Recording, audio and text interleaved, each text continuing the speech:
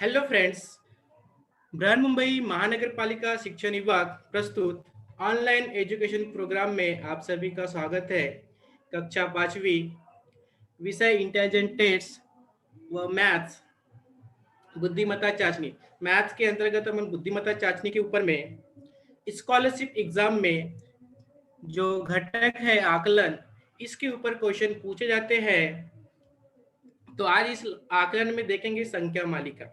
मैं जितेंद्र बिसेन, उन्नत नगर, मनपा हिंदी, साला, गोरेगांव, पीएस वार्ड। तो आपको आज इसके लेसन में बताने वाला हूँ कि संख्या मालिका के ऊपर में स्कॉलरशिप के एग्जाम में किस टाइप से क्वेश्चन पूछे जाते हैं, उनको कैसे सॉल्व करना है और किस टाइप से ऐसे क्वेश्चन को सॉल्व करते समय आप अपना समय बचा सकते हो। तो आइए देखते हैं आकलन।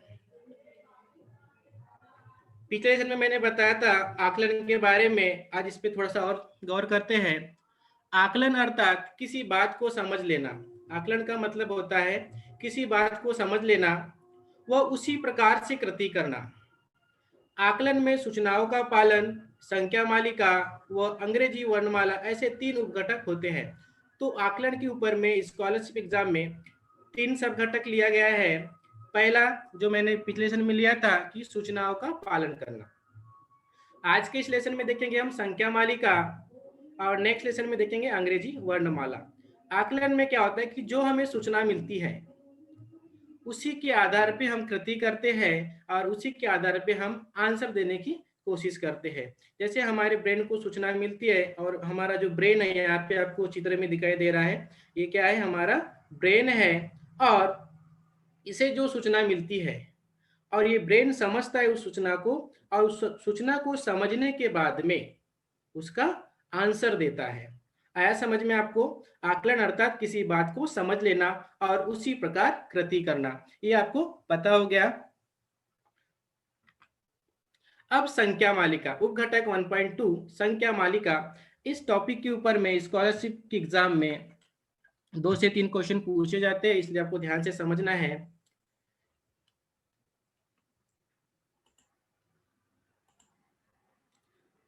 इसमें एक संख्या मालिका दी गई होती है। अब जो ऐसे क्वेश्चंस आएंगे उसमें एक संख्या मालिका दी जाती है, उसमें अंक रहेंगे, नंबर सीरीज, इसे क्या कहेंगे, नंबर सीरीज।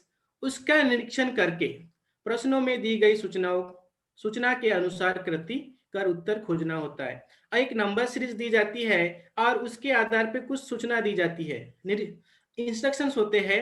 उन इंस्ट्रक्शन को फॉलो करके आपको आंसर ढूंढना होता है। ओके। जो अपनी दाई तरफ वही संख्या के दाहिनी ओर। अब ये जो सेंटेंस है आपको अच्छे से समझ में आ गया, तो इन क्वेश्चंस को ऐसे स्कॉलरशिप एग्जाम में और भी क्वेश्चंस आते हैं, ये आपको समझ में आ जाएगा। इसलिए इसको ध्यान से समझना है कि जो अपनी दाई तरफ वही संख्या के दाहिनी ओर। ठीक है। दूसरा यहाँ पे मैं ब्रेक करता हूं, आपके बाई ओर वही संख्या के बाई ओर। 2 सेंटेंस मैंने इसको अलग अलग कर दिया कि आपके जो दाई तरफ वो संख्या के दाहिनी ओर, आपके जो बाई ओर वो संख्या के बाई ओर। यानी जो आपका दाया साइड होता है वो संख्या या नंबर या अल्फाबेट्स उसका भी वो दाया साइड ही होता है। आपका जो बाया साइड है वो संख्या, नंबर, अल्फाबेट्स उसका वो बाया साइड ही होता है, इसमें कोई चेंज नहीं होता। ओके। इसको आगे और भी अच्छे से समझेंगे हम।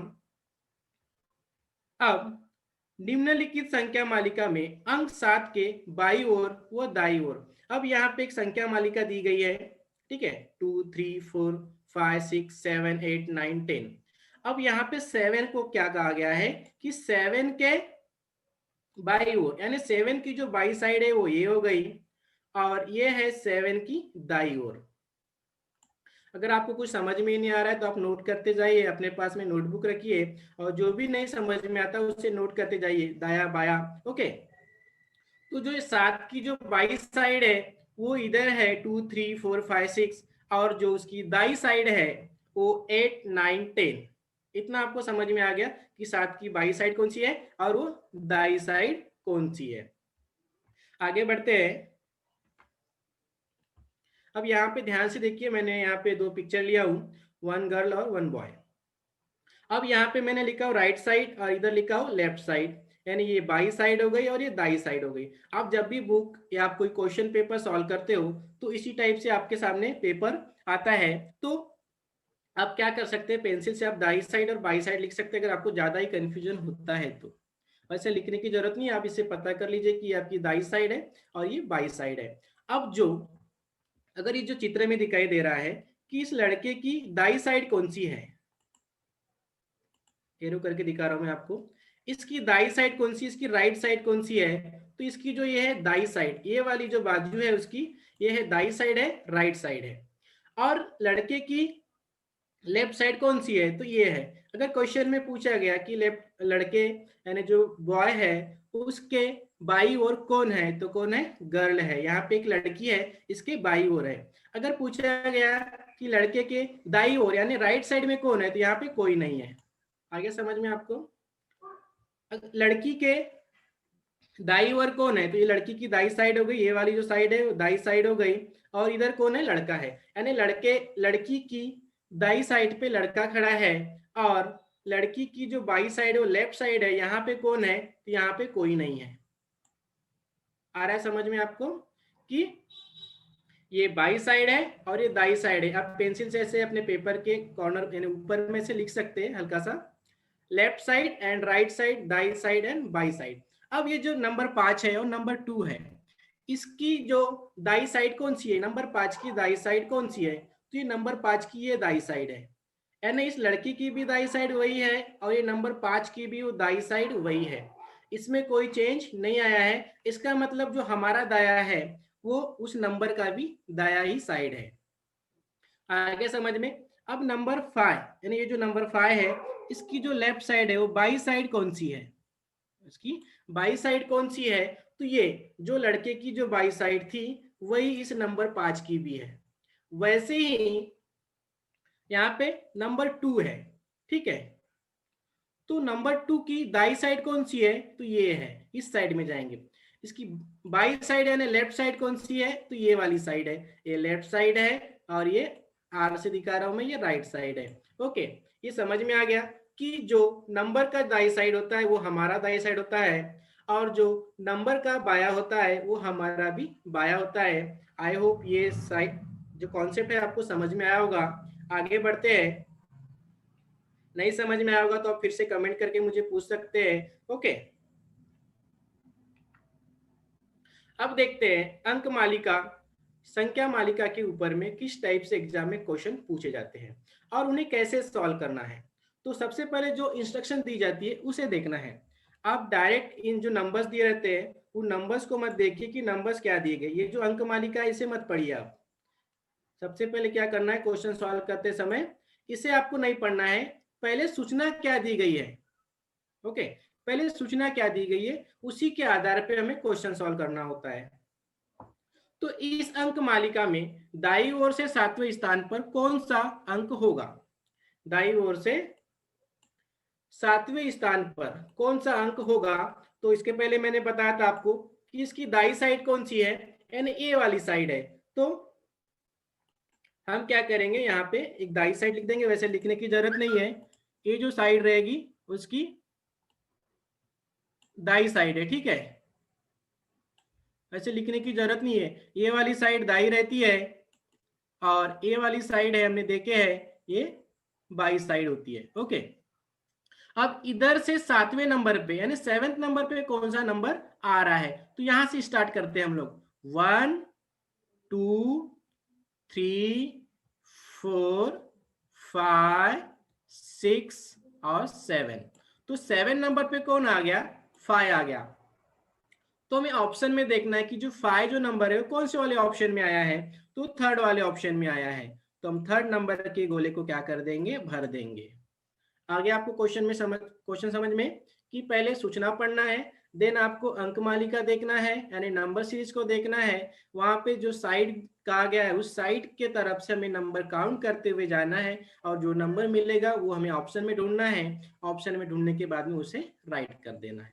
देन नेक्स्ट क्वेश्चन सॉल्व करते हैं, क्वेश्चन नंबर 2। इस क्वेश्चन में भी एक संख्या मालिका दी गई है। तो मैंने पहले कहा था कि आपको संख्या मालिका को बाद में पढ़ना है, पहले इंस्ट्रक्शन पढ़ लेना है, सूचना क्या दी गई है। इस संख्या मालिका में सबसे कम समय में आने वाला अंक कौन सा है। ठीक है, सबसे कम बार आया है ऐसा अंक ढूंढना है हमें कि ये जो नंबर सीरीज है यहाँ पे सबसे कम टाइम आया है। तो बड़ा ही सिंपल क्वेश्चन, आप ध्यान दीजिए। तो इसे काउंट करते हैं कि कौन सा नंबर कितनी बार आया है। ठीक है, तो यहाँ पे 4 लेते हैं पहले, सबसे पहले 4 है तो 4 कितने बार आया है, तो 1, फिर देखते जाते हैं इधर 2, तो जो 4 है वो 2 टाइम्स आया है। देन 3 को चेक करते हैं। ठीक है, यहाँ लिख देता हूं मैं 3, तो 1 2 3 जो है वो 3 टाइम आया है। ऐसे लिखते जाइए आप, और साथ में क्वेश्चन सॉल्व करने की कोशिश कीजिए आपको, ताकि ये समझ में भी आएगा।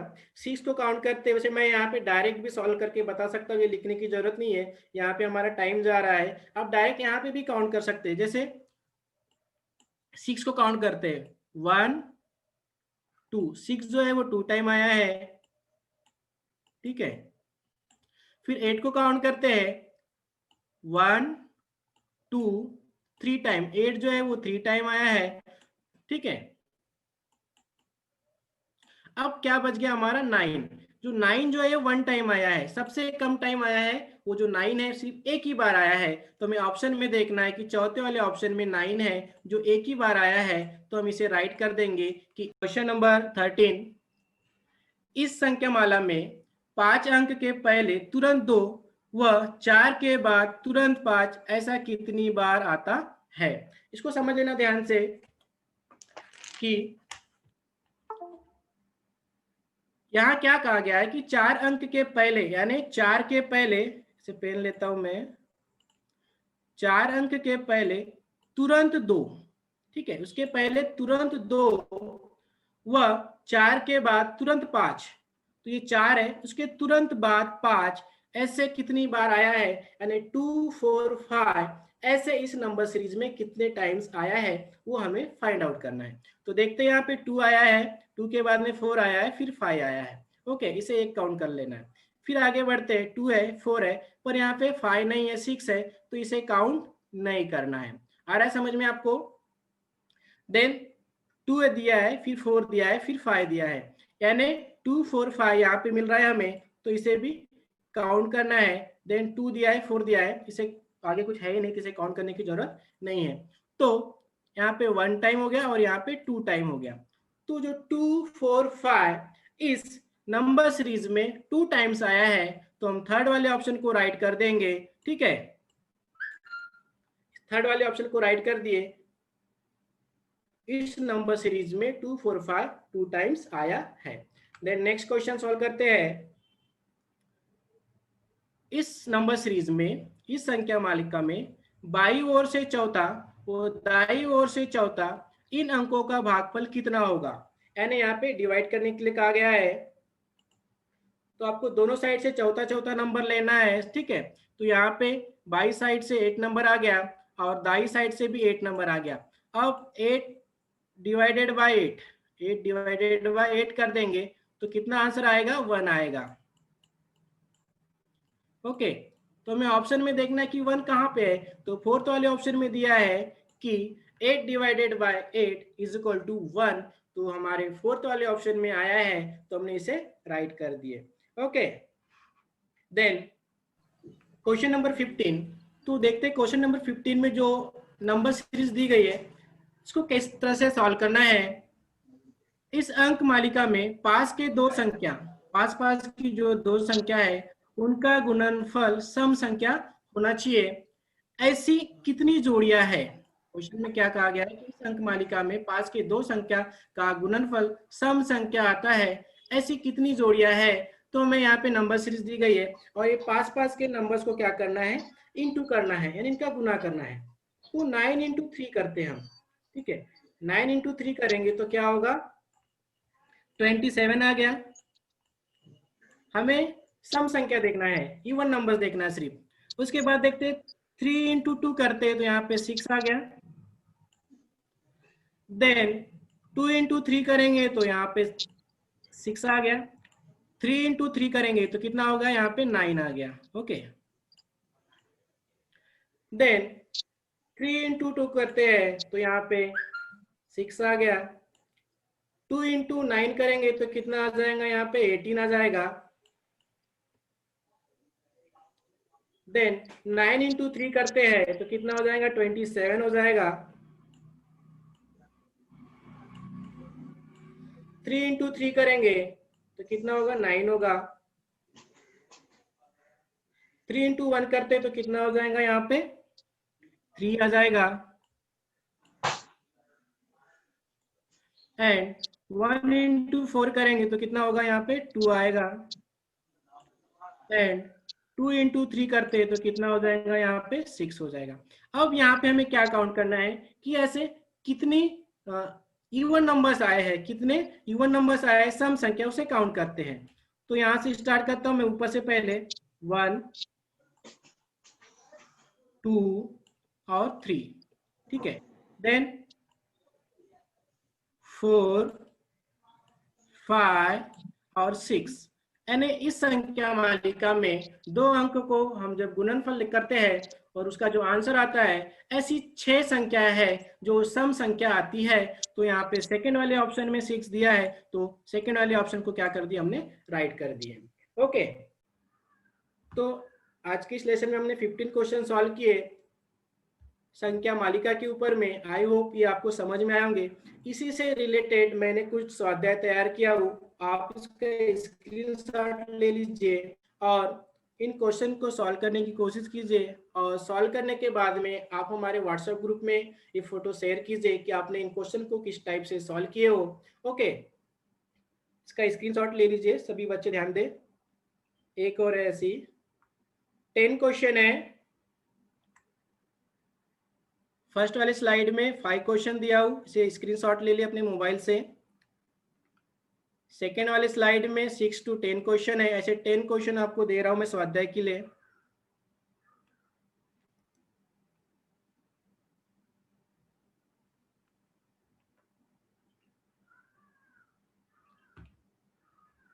ओके, आई होप आपने स्लाइड की स्क्रीनशॉट ले लिए होंगे।